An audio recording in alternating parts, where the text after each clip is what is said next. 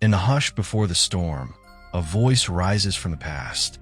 You're tuned into echoes of stories, your gateway to the great epics of literature. Tonight, the saga continues. The Count of Monte Cristo, penned by the legendary Alexandre Dumas.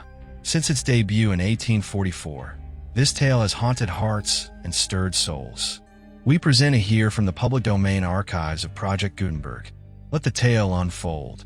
This is The Count of Monte Cristo, Episode 15.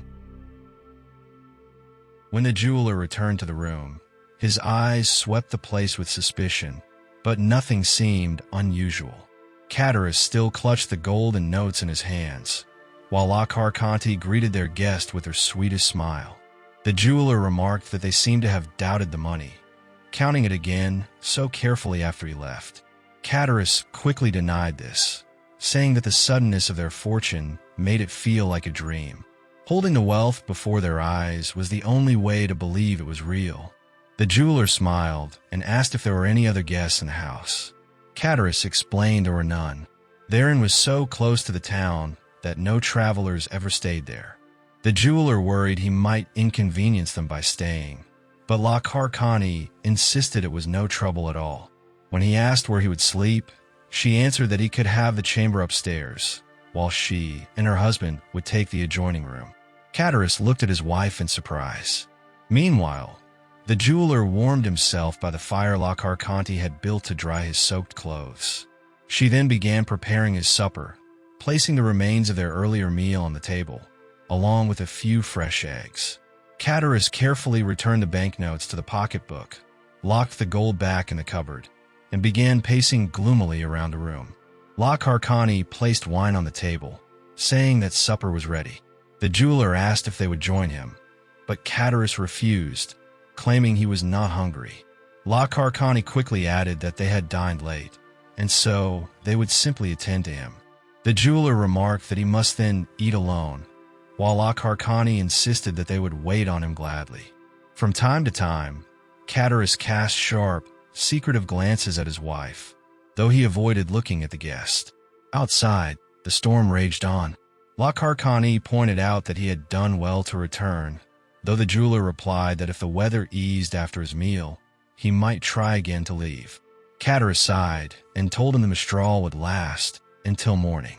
The jeweler sat to eat, while La Carconte, usually indifferent to visitors, transformed into an attentive hostess, watching his every move.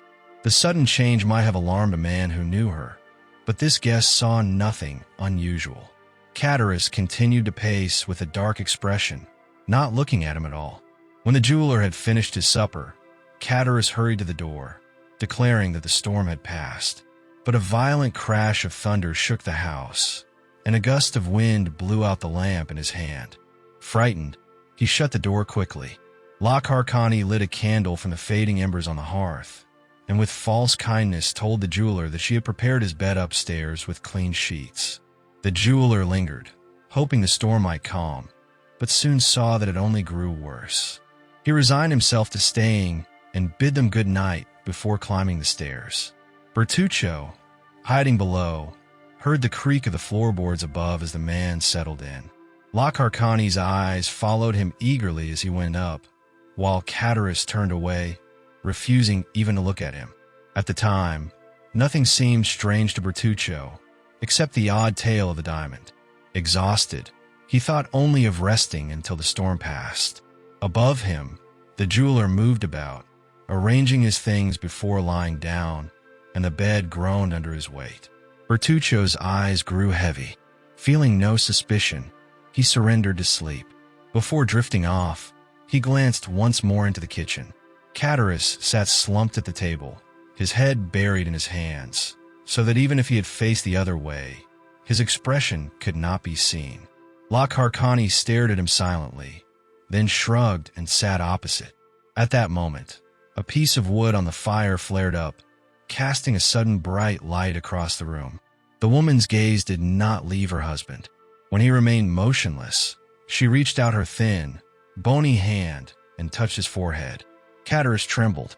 The woman's lips moved faintly, as though whispering, but no clear words reached him. His mind was clouded, his senses heavy with drowsiness. Shapes and sounds blurred together until at last he sank into a deep, weighted sleep. Suddenly, the sharp sound of a pistol shattered the silence, followed by a chilling cry. Weak and staggering steps echoed above, and then a heavy body collapsed onto the staircase. Before he could fully awaken, groans and muffled cries of a deadly struggle followed. A long, piercing scream ended in silence, and at that moment he forced himself awake. Raising his head, he saw only darkness. Something damp fell onto his forehead, drop by drop, as if rain had leaked through the ceiling. When he wiped his brow, he felt it was wet and clammy. Soon, silence replaced the chaos. Only the creak of footsteps above remained. A man descended the stairs, lit a candle at the fire, and revealed himself. It was Catullus. His face was pale, his shirt soaked in blood. Once he had light, he rushed upstairs again. Restless steps shook the floor. Moments later he returned, clutching a small case, which he opened to make sure the diamond was still inside. Unsure where to hide it, he finally wrapped it within a red handkerchief tied tightly around his head. He then seized gold and banknotes from the cupboard, stuffed them into his clothes, hastily bundled a few linens, and disappeared into the night. The truth became horribly clear. A sense of guilt overwhelmed him, as though he himself had taken part in the crime. Believing the jeweler might still be alive, he forced his way through weak boards into the adjoining room. Grabbing the candle, he ran upstairs. On the staircase lay the lifeless body of La Carcani, her throat torn by gunfire, blood streaming from the gaping wounds. Stepping over her, he entered the bedchamber, now in chaos. Furniture lay overturned. The sheets bore marks of a desperate struggle. On the floor lay the murdered jeweler, leaning against the wall, surrounded by blood. 3 deep wounds stained his chest, and a knife remained buried to its handle in a fourth. Nearby lay a pistol that had failed to fire, the powder damp. The jeweler still clung to life. At the sound of footsteps, he opened his eyes, tried to speak, and then collapsed, dead at last. Horror nearly robbed Catullus of reason. He stumbled downstairs, only to find armed customs officers and gendarmes waiting. They seized him, and he could neither resist nor speak clearly. His garments, soaked in blood, were enough for them to believe him guilty. He pointed to the hole where he had hidden, but the officers mistook his gestures for confession. He tried desperately to cry out his innocence, but rifles were pressed to his chest. They mocked his pleas, told him to keep such words for the judge at Nîmes, and bound him without struggle. Tracked by a customs officer, caught at the inn in the midst of undeniable evidence, all hope seemed lost. Only one chance remained, that the Abbé Busoni, who had visited the inn that very morning, would testify to his story. For 2 months he waited in despair. The magistrate did seek the abbé, yet Catullus remained at large, and trial drew near. At last, on September 8th, 3 months after his arrest, the abbé appeared at the prison. Listening closely, the priest confirmed every detail, even the matter of the diamond. His kindness inspired such trust that the prisoner confessed all his past sins, including the Auteuil affair. The confession convinced the abbé of his innocence in this crime. The priest promised to plead for him, and indeed, soon his prison hardships eased, and the trial was postponed. Providence brought Catullus' arrest at last. Captured abroad and returned to France, he confessed fully, admitting his wife had urged the murder, but refusing to excuse himself. Sentenced to life at the galleys, he left the prisoner free. It was then, with a letter from the abbé, that he entered Monte Cristo's service. The priest had warned him against returning to smuggling and instead secured him a place with a man he trusted. That trust brought him before the Count.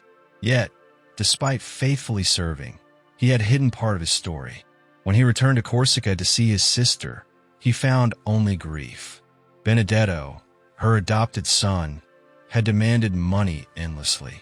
When denied, he brought violent companions, who tortured Assunta and set fire to her garments.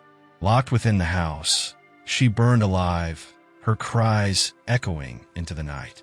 The neighbors later found her still breathing, though fatally wounded, and the house robbed of all money. Benedetto vanished forever. Broken by these events, the man revealed all, knowing his sister was gone and his adopted nephew lost in crime. Monte Cristo asked how Bertuccio viewed the terrible events of his past. Bertuccio admitted he saw it all as punishment for his own crime, while cursing the entire Villefort family as accursed. The Count agreed in a heavy, mournful tone. Bertuccio then explained that returning to the very garden where his crime had taken place filled him with dread and sorrow. He confessed that the unease noticed by the Count came from the chilling thought that he might be standing over the grave dug by Villefort himself for his own child. Monte Cristo rose, his voice dark yet calm, admitting that anything was possible, even that Villefort might still live. He reminded Bertuccio that the Abbé Busoni had been right to send him here, and that sharing the truth prevented any false impressions. The Count asked about Benedetto, questioning whether Bertuccio had ever tried to discover his fate. Bertuccio confessed he had avoided even the thought of it, wishing only never to meet him again. The Count, however, believed that the wicked rarely disappear so easily, for Providence often uses them as instruments of vengeance. Bertuccio bowed his head, pleading for words of comfort. Monte Cristo repeated the same lesson taught by the Abbé Busoni. Villefort had deserved punishment, and Benedetto, if alive, would face retribution in his time. He reminded Bertuccio that his true fault lay not in vengeance, but in failing to return the rescued child to its mother. Bertuccio admitted his cowardice, torn between fear of capture, love for his sister, and a natural desire to cling to life. Unlike his brave brother, he had chosen silence and concealment. Covering his face with his hands, he confessed his weakness, while the Count watched him with an unreadable gaze. At last, Monte Cristo ended the conversation with solemn words. He repeated that for every evil there are two remedies: time and silence. He instructed Bertuccio to leave him to walk alone in the garden, saying that what caused Bertuccio pain gave him, instead, a strange sense of peace. He found the trees, shadows, and garden pathways to be a place where imagination could wander freely. For him, the grounds held value, not dread. He assured Bertuccio that he feared no ghosts, for the dead had never caused as much harm in 6,000 years as the living could in a single day. Bertuccio, still heavy with sorrow, bowed deeply and withdrew. Left alone, the Count walked slowly, murmuring to himself as he studied the garden. He traced in his mind where the infant's grave must have been, the little door that led to the garden, and the staircase connecting to the chamber above. He needed no notes, for the scene lived clearly in his mind. After circling the grounds once more, he returned to his carriage. Bertuccio climbed beside the driver without speaking, while Monte Cristo's thoughtful expression revealed the depth of his reflections. The carriage sped swiftly toward Paris. That evening, at his residence in the Champs-Élysées, the Count examined the mansion as though he already knew every hall and stair. With Ollie guiding him, he gave Bertuccio instructions for improvements. He checked his watch and prepared for Haydée's arrival. Ollie gestured that her attendants were ready, 3 women waiting silently in her chamber. Monte Cristo instructed him to ensure Haydée was not overwhelmed with questions and to keep the Greek servants apart from the French. Soon, voices were heard at the gate as a carriage arrived. Monte Cristo rushed forward and offered his hand to a young woman in a green, gold-embroidered mantle. She kissed his hand with reverence, and they exchanged tender words in her native tongue. Ollie led the way with a rose-colored torch as the beautiful Greek, Haydée, was escorted to her chambers. The Count retired to his pavilion, and within the hour, the house fell into quiet darkness, as though all within slept. Around 2 o'clock the next day, a calash drawn by 2 magnificent English horses stopped at Monte Cristo's door. Inside sat a man wearing a blue coat with matching buttons, a white waistcoat that displayed a heavy gold chain, and brown trousers. His hair was thick and black, falling so low over his eyebrows that it almost seemed artificial, its glossy appearance clashing with the deep wrinkles marked into his face. Though clearly over 50, he carried himself as though he wished to be seen as no older than 40. Leaning forward from the carriage door, which displayed the coat of arms of a baron, he instructed his groom to ask at the porter's lodge whether the Count of Monte Cristo lived there, and if he was at home. While waiting, the man in the carriage closely studied the house, the garden within his view, and the uniforms of the servants moving about. His sharp gaze revealed more cunning than intelligence. His lips were thin and pressed inward over his teeth.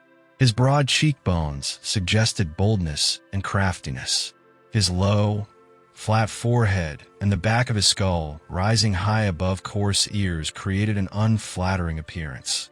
Only the wealthy display of his carriage, the enormous diamonds sparkling in his shirt, and the red ribbon of his buttonhole gave him an air of importance to anyone impressed by riches. The groom obeyed, knocking at the porter's lodge to ask if the count lived there.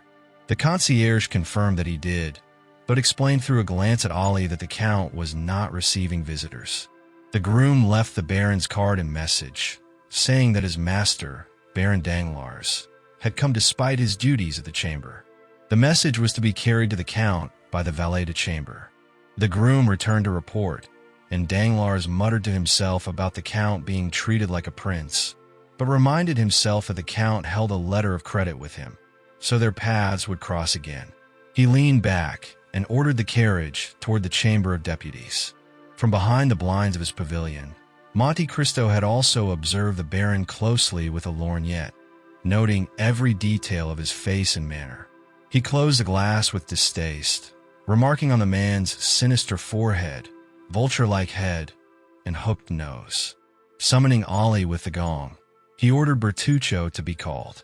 When the steward arrived, Monte Cristo asked if he had noticed the beautiful horses outside. Bertuccio admitted that he had. The count frowned and demanded to know why such fine animals were not in his own stables, since he had ordered the finest pair in Paris. Ollie lowered his head in shame, but the count reassured him gently in Arabic that he was not at fault, as he could not be expected to understand English horses. Bertuccio explained that the animals had not been for sale at the time of his purchase. Monte Cristo disagreed, reminding him that everything has a price, especially for those willing to pay. On hearing that Danglars had paid 16,000 francs, the count simply ordered Bertuccio to offer double.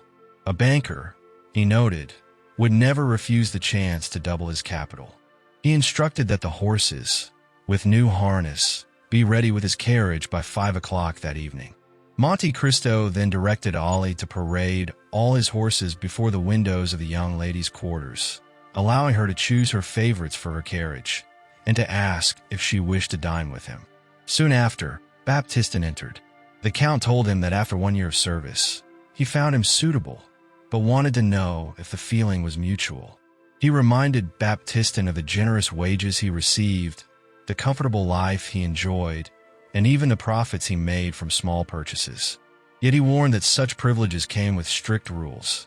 Mistakes could be forgiven, but neglect or gossip would not. If Baptistin ever dared to speak of him or observe his actions for others, his dismissal would be immediate. The count added that each servant's loyalty earned them a share in a fund he had set aside, a share that grew yearly but was lost by those who left. Baptistin promised devotion, though the count cautioned him not to model himself on Ollie, who was not a servant but a slave, one who would face death, not dismissal, if he failed. The count explained this to Ollie in Arabic, and Ollie kissed his hand in loyal confirmation. Baptistin, stunned by this exchange, withdrew as ordered. When the hour came, Monte Cristo struck his gong 3 times to summon Bertuccio. The steward reported that the carriage was ready with the very horses from Danglars, now in Monte Cristo's possession. The count approved and stepped outside to see them.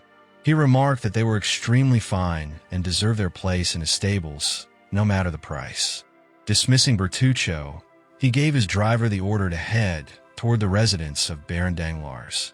Before the steward left, however, Monte Cristo gave him another assignment.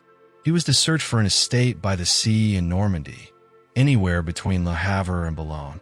The property needed a small harbor, creek, or bay deep enough for his corvette, which drew only 15 feet. The ship had to remain anchored there, ready to sail at a moment's notice. Bertuccio was to find such a place, inspect it, and buy it in his own name if it met the Count's requirements. The Count received confirmation that the vessel had set sail the very evening they departed Marseilles. The yacht, however, had been instructed to remain at Martigues. He gave orders that the captains of both vessels were to receive letters from time to time, keeping them attentive and prepared. As for the steamboat, it was stationed at Chalons, and he demanded the same vigilance from her as well. Once the estate he desired was purchased, he required relays of horses positioned every 10 leagues along both the northern and southern roads. His steward assured him that every order would be fulfilled. Pleased, the Count expressed satisfaction, descended the terrace steps, and swiftly entered his carriage, which carried him to the residence of the banker. At that moment, Danglars was presiding over a railroad committee meeting. The session was nearly concluded when the visitor's name was announced. The sound of the Count's title made Danglars rise. Addressing his colleagues, members of both chambers, he excused himself for leaving suddenly. He explained that a most peculiar situation had arisen. Thomson and French, Roman bankers, had sent to him a man claiming to be the Count of Monte Cristo and granted him unlimited credit. To Danglars, this was the strangest case he had ever encountered in all his wide foreign dealings. His curiosity was stirred, so he had called the house of this so-called Count. Yet the man was not receiving. Such airs, thought Danglars, suited only the wealthiest of millionaires or vain beauties. His inquiries revealed that the house in the Champs-Élysées was indeed owned by the Count and well kept. Still, an unlimited credit required caution from any banker. Danglars declared that he was eager to see this man, suspecting some kind of deception, though he believed those behind it underestimated whom they faced. With pride he ended, claiming that those who laugh last laughed best. Almost breathless from his own pompous speech, he bowed and left the committee to enter his grand drawing room, decorated in white and gold. It was here he planned to impress his guest with such opulence. The Count was already inside, standing before paintings of Albano and Fator, which Danglars had been misled to believe were originals. Even as mere copies, they seemed out of place beside the garish ceiling. Hearing Danglars enter, the Count turned. Danglars, with a slight nod, directed him to sit upon a gilded armchair, upholstered in white satin embroidered with gold. The Count obeyed. Formalities followed. The Count confirmed his identity, and in return, Danglars listed his own titles: Baron, Chevalier of the Legion of Honor, and Deputy of the Chamber. Monte Cristo repeated them aloud with deliberate precision, letting the irony weigh heavily. Danglars, sensing it, pressed his lips together.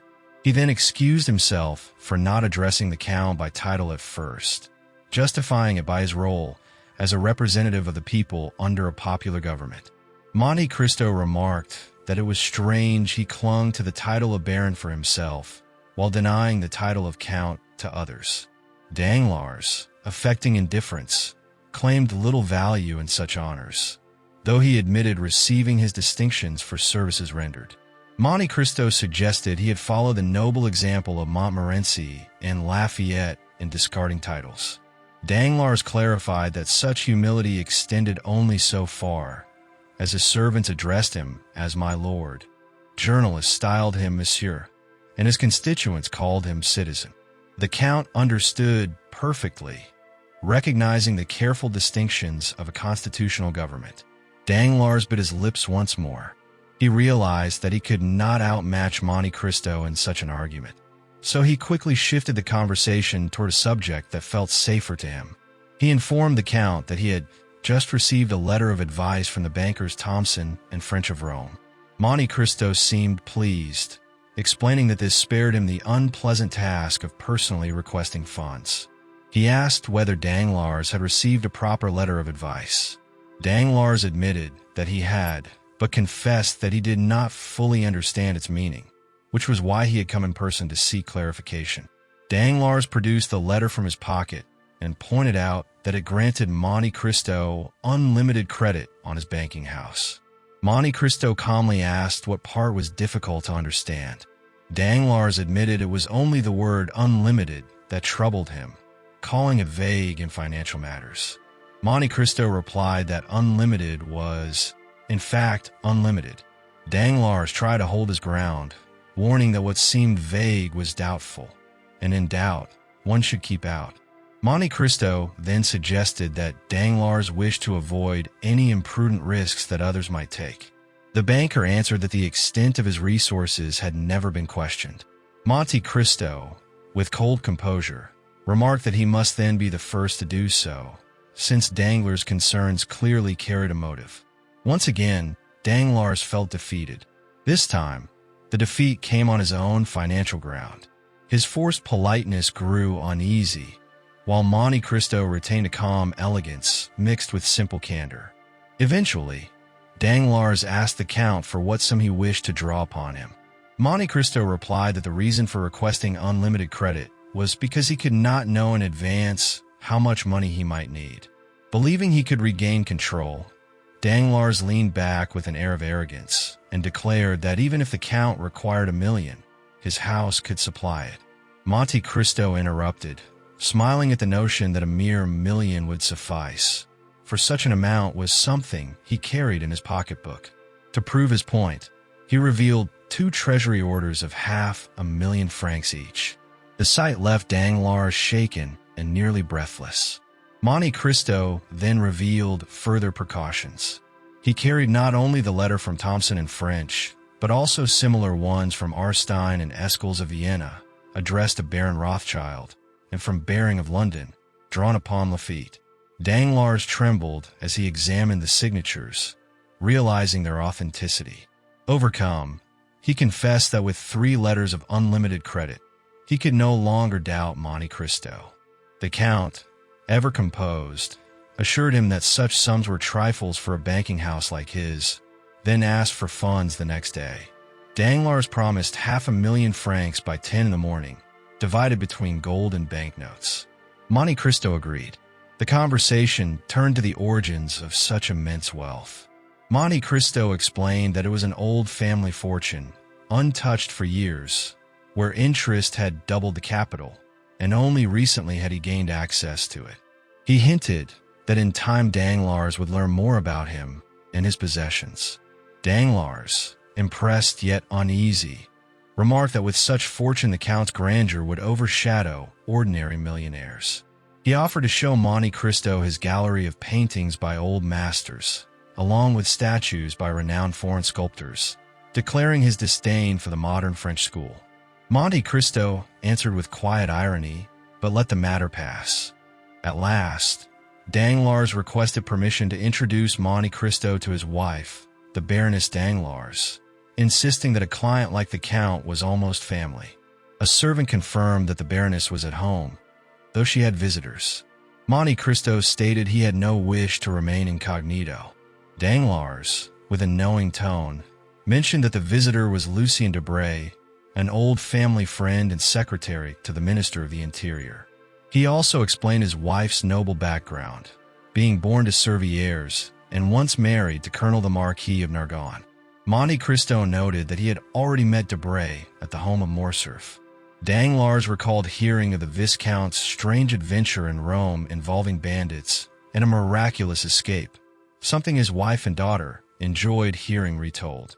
The servant then returned to announce that the Baroness was ready to receive them. Danglars offered to lead the way, and Monte Cristo followed without hesitation. The Baron, followed by the Count, passed through a long succession of rooms. Each chamber reflected heavy magnificence, the kind of splendor born of ostentatious wealth. At last they reached Madame Danglars' boudoir. Unlike the others, it was a small octagonal room, delicate in design. The walls were draped in pink satin and softened with white Indian muslin. Antique chairs filled the space, while above the doors were painted shepherd scenes in the style of Boucher. On either side hung medallions and crayons that harmonized with the furnishings. This was the only room in the mansion that displayed refined taste. The truth was, the Baron had left its decoration entirely to his wife and to Lucien Debray. For all his love of heavy antique grandeur, he held nothing but disdain for the simple elegance of her favorite sitting room. He seldom entered, except when compelled to escort a guest, and even then he appeared more like the one introduced than the host. Madame Danglars, still striking despite her age, sat at the piano, a work of art in itself. Debray stood by a small table, leafing through an album. Before Monte Cristo's arrival, he had taken care to fill the Baroness with stories of the mysterious Count. Already intrigued by tales from Morcerf, she eagerly drank in Debray's heightened descriptions. Their pose at the piano and the album was only a small act of precaution. When Danglars entered with Monte Cristo, the Baroness greeted her husband with unusual warmth and offered the Count a graceful courtesy. Debray gave Monte Cristo a distant acknowledgment and nodded familiarly to the banker. Danglars proudly introduced the Count, boasting of his wealth and his intention to spend 6 million francs in a single year. Though the flattery was coarse, Madame Danglars could not help but gaze at a man capable of such extravagance. She asked when he had arrived, remarking that Paris in summer was dull, its theaters deserted and amusement scarce. She wondered if he would enter horses in the races. Monte Cristo answered politely that he would follow the customs of Paris if someone would guide him. Speaking of his time in the East, he remarked that Orientals prized only 2 things: horses and women. The Baroness teased that gallantry demanded women be named first, to which Monte Cristo admitted he needed guidance in such matters. At that moment, her maid entered, whispered something, and left the Baroness pale with shock. She turned to her husband, demanding whether it was true that her carriage horses had been taken without permission. Danglars tried to calm her, claiming the pair was too spirited and unsafe.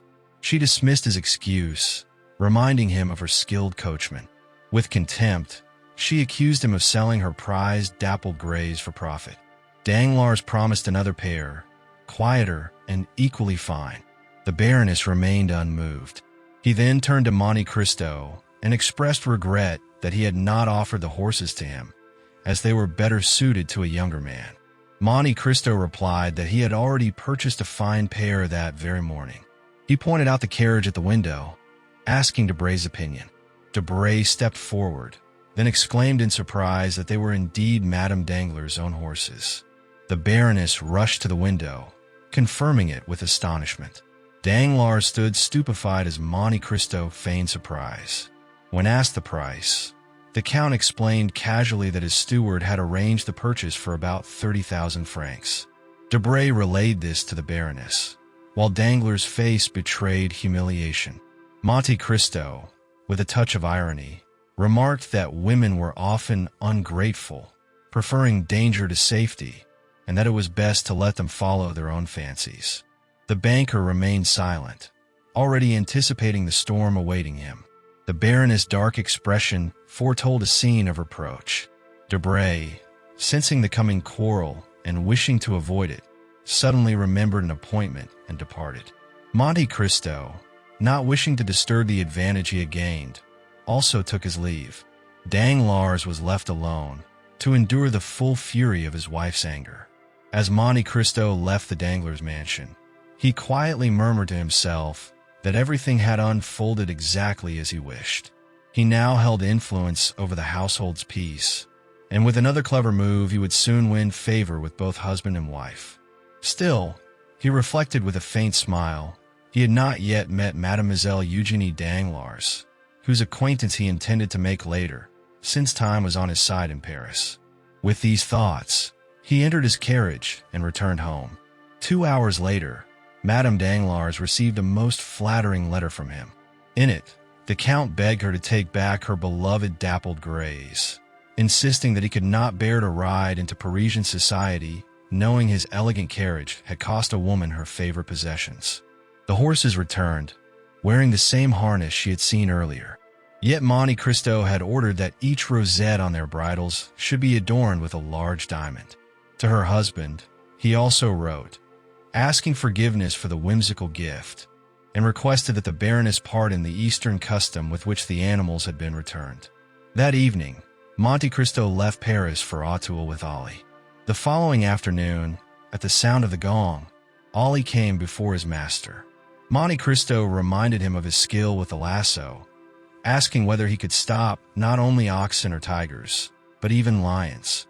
With pride, Ollie signaled that he had done so many times. Monte Cristo then asked if he could halt 2 horses running out of control. Ollie's confident smile was answer enough. The Count ordered him to prepare, for soon a carriage would pass by with the dappled grays, and Ollie must risk his life to stop them at the doorway. Ollie marked a line on the pavement where he would act. Pleased with the task, he calmly sat by the corner of the street and smoked his chibouque. Monte Cristo returned inside, confident of success. As the hour neared, the Count's restlessness grew. He watched the street from a window, pacing, listening for wheels, and glancing at Ollie, who remained composed and absorbed in his smoke. Suddenly, the sound of frantic hooves approached. A carriage came into sight, the wild horses bolting forward. Inside were a young woman and a child, clinging to each other in terror.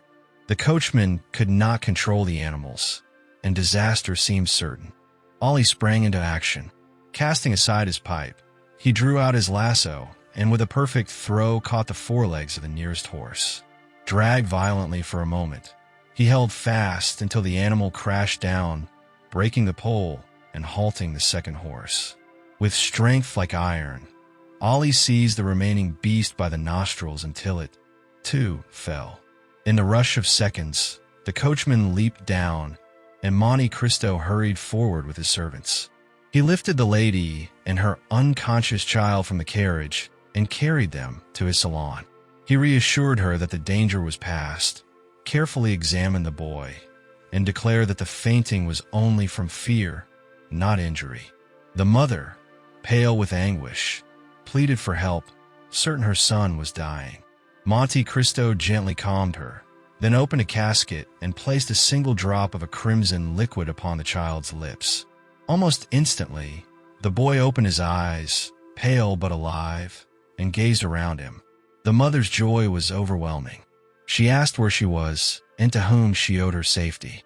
Monte Cristo told her she was under his roof and that he considered himself fortunate to have rescued her. She confessed that her curiosity had caused the accident, for she had wished to test Madame Danglars' famed horses, praised so highly in Paris. Monte Cristo feigned astonishment on hearing that the animals belonged to the Baroness. He explained that he had indeed bought them, but, seeing the Baroness's regret, had returned them as a gift. The woman, now calmer, asked if he was the Count of Monte Cristo of whom Hermine had spoken so much. He confirmed it with courtesy. She then revealed her own identity. She was Madame Heloise de Villefort. The Count inclined his head politely, as though hearing the name Villefort for the very first time. Madame de Villefort, deeply moved, expressed her gratitude, insisting that her husband would never forget the debt owed to Monte Cristo and Ollie. She even offered to reward Ollie for his courage. But the Count firmly refused, reminding her that Ollie was his slave, and that in saving her life, he had merely fulfilled his duty. His words, delivered with calm authority, left her with a deep impression. Her attention, however, soon turned back to her son. Edward, pale and small for his age, had the sharp, mischievous look of a child older than his years. Restless and spoiled, he squirmed free of his mother's arms and ran straight to the Count's casket of elixirs, uncorking bottles with reckless curiosity. Monte Cristo sharply warned him not to touch, explaining that many of the vials held dangerous substances. Madame de Villefort snatched the boy back in alarm, then, reassured of his safety, cast a quick, uneasy glance at the mysterious casket, one that did not escape Monte Cristo's notice. At that moment, Ollie returned. Madame de Villefort greeted him warmly, urging Edward to thank the man who had saved their lives. But Edward, turning away with childish arrogance, sneered that Ollie was too ugly. The insult cut the faithful Nubian deeply. Though only Monte Cristo's watchful eye caught the twitch of his nostrils betraying the wound to his pride. The Count, still smiling, repeated the boy's words to Ollie in Arabic. When Madame de Villefort rose to depart, she asked if the Count resided in Auteuil. He explained that it was only a small estate he had recently purchased, and that his true residence was on the Champs-Élysées. Then, anticipating her unease, he revealed that her carriage was already repaired and ready. The very same grays, once so wild, would now be harnessed to his own chariot, and Ollie himself would drive her safely home. Though still fearful, Madame de Villefort agreed. Before the astonished eyes of the crowd, Ollie calmed the horses with vinegar and steady hands, then harnessed them with quiet mastery. When he took the reins, the fiery creatures, once ungovernable, now trudged so tamely that he had to urge them forward with his whip. The transformation was complete. The celebrated dappled grays, once famed for their spirit, were reduced to sluggish, plodding beasts. So subdued were they, in fact, that the journey back to the Faubourg Saint-Honoré took more than 2 hours. Hardly had Madame de Villefort received her first congratulations on her miraculous escape when she sat down to write a detailed letter to Madame Danglars. In it, she described the terrifying incident, how the runaway horses nearly brought death to both her and young Edward, and how the Count of Monte Cristo had saved them through the daring intervention of his servant.